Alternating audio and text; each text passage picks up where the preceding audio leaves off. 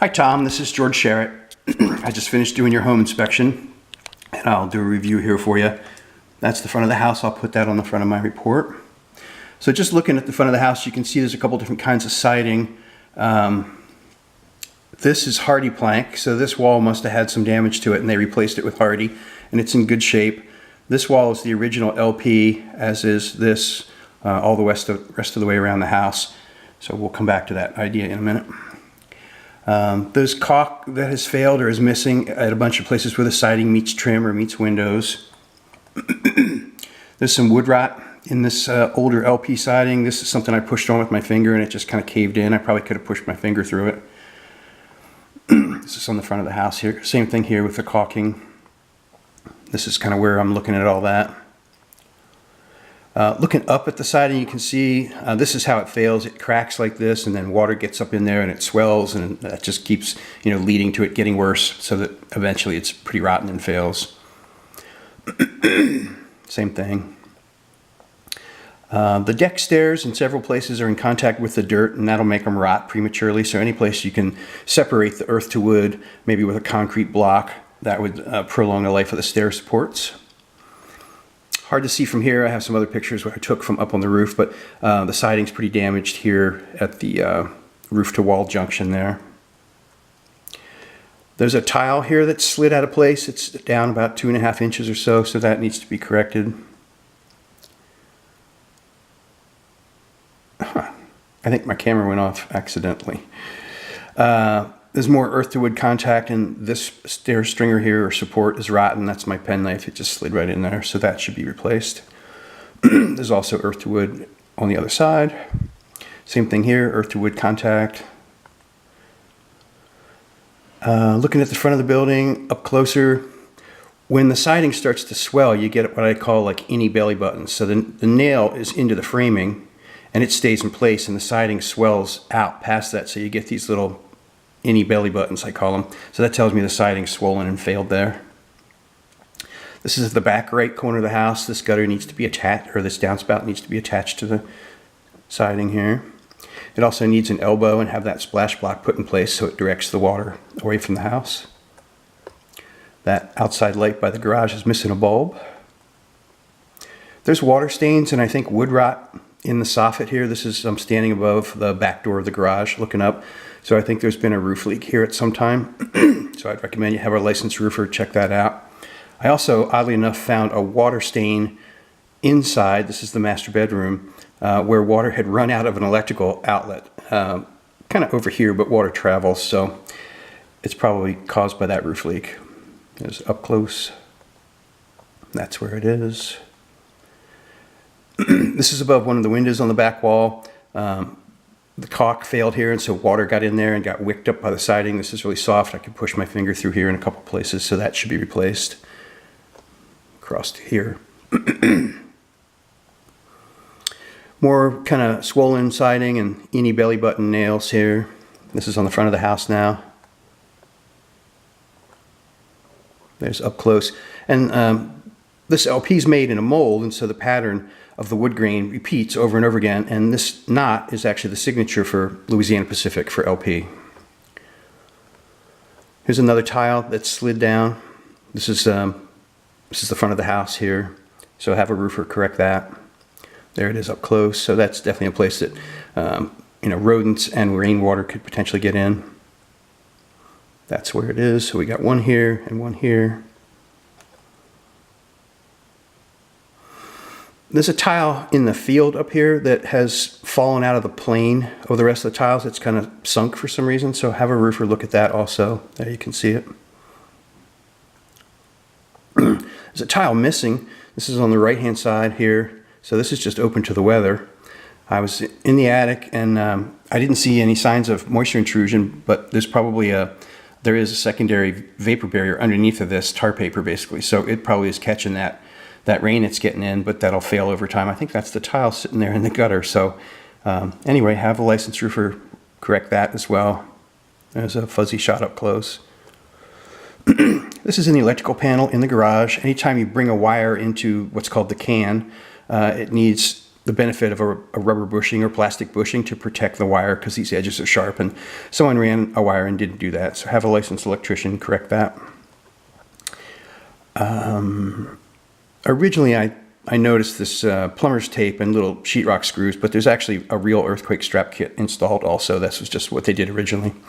Both the furnace and the hot water heater are 26 years old. They're original to the house. That's, beyond the serviceable life of those appliances, or the expected life of those appliances. So here you're getting a home warranty, so that's a good thing.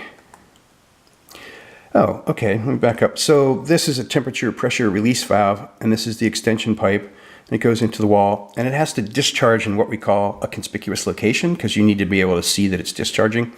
So you can call a plumber. And I think it must discharge out underneath like the back porch or that little small deck there, because I can't find it anywhere. So have that corrected. This was to remind me, because the furnace is old, I'm recommending that it be tested for carbon monoxide. And they drill a hole in the flue here and then stick a probe in, and it reads, the air content and carbon monoxide content, and to see if the heat exchanger has cracked. That's my photograph to note something that's not there. You have an electronic filter. This is the pre-filter. It's very, very dirty. So the furnace hasn't been serviced that I can see. There's no tags on it, so I'd recommend it be serviced, and then the filters be cleaned. The door between the garage and the inside of the house is a fire door.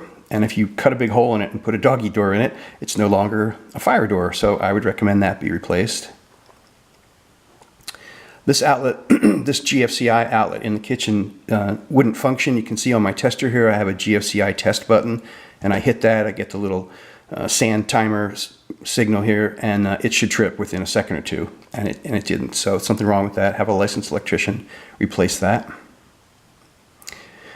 The door here, the back door to the outside, when they put down the laminate flooring, they needed to move the door up, which would mean, you take the trim off, cut the nails or screws, raise the door up appropriately, and then, re-secure the trim so that you have clearance. The door is at the same height as the threshold, so it just drags all the way across the laminate here. So have a contractor fix that. You can see it's scratched here. There's a carbon monoxide alarm on both floors, as the state requires by law.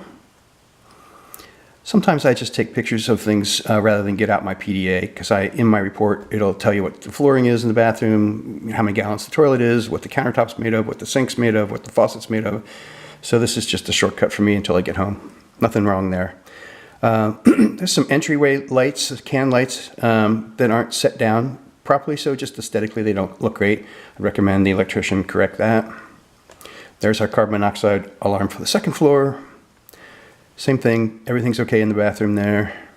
Actually, in that bathroom, the hall bathroom, the first thing I do when I inspect a toilet is I push on it with the side of my leg, and it moved. So I pushed it back. So it needs to be secured to the floor. That's going to deform the wax ring and potentially make it leak. So have a licensed plumber fix that. This is a 24-hour timer connected to a whole house fan, and this is an override, so you can turn it on and off. And I turned it on and couldn't hear any of the fans running, so I don't think it's working. And then also there's pins that go in here, and there's gold ones and silver ones. One turns it on, one turns it off. I don't remember which is which. But I usually see this set for 4 or 5 hours a day at different times to bring fresh air into the house, or to remove air rather. Fresh air comes in through the vents in the windows. There's a filter in the return air duct upstairs that's dirty. That should be replaced. There's some minor cracking in the sheetrock in the master bedroom area. It's not uncommon. It's probably due to shrinking or what's called truss uplift. Same thing here.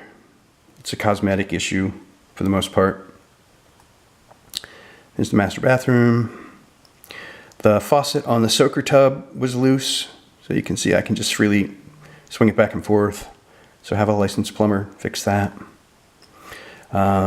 This handle, when I touched it, just came off in my hand, so that needs to be repaired or replaced. Have a plumber, licensed plumber, take care of that. This was right opposite the master bedroom closet, walk-in closet, on an outside wall, and you can see there's a water streak down the wall here. And it's not far from where the roof was leaking in the back of the house, so I imagine some water did get inside the wall and found its way down here and then out here. I have a moisture meter that I carry, and I went and got that, and I test areas that, you know, you would think would probably be dry, and got some readings, and then put it where it appeared to be wet in the past, and they read the same. So I don't think it's a current issue, but I would still recommend you have a licensed roofer look at that section of roof and see, you know, is it in good shape, or have repairs already been made, that kind of thing, to determine if it's a current issue or not. In the attic, there were signs of rodents. There was droppings up here. So you might want to have a pest company do what they call exclusion work, where they come and they seal up all the possible places rodents can get in, and then put bait or traps out to catch the ones that are still in.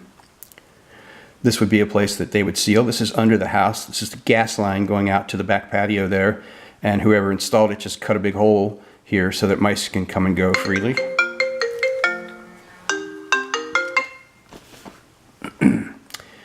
So yeah, that exclusion work, they would go around and check all the vents and seal them all up if they had holes in them. Someone has done a little bit of exclusion work. This is typical at the entrance to the crawl space. They make a nice screen like this, but the screws are all stripped out, so you can't put it back in place. What most people do is take the screws out, drill that out just a little bigger than like a 10-penny nail, and then into here. So you take the nail and just slide it in or pull it out. So it makes it a lot easier. You don't have to go get a screw gun. And then we're back outside. So after you've read my report and listened to this, if you still have questions, you're more than welcome to call me. Thank you.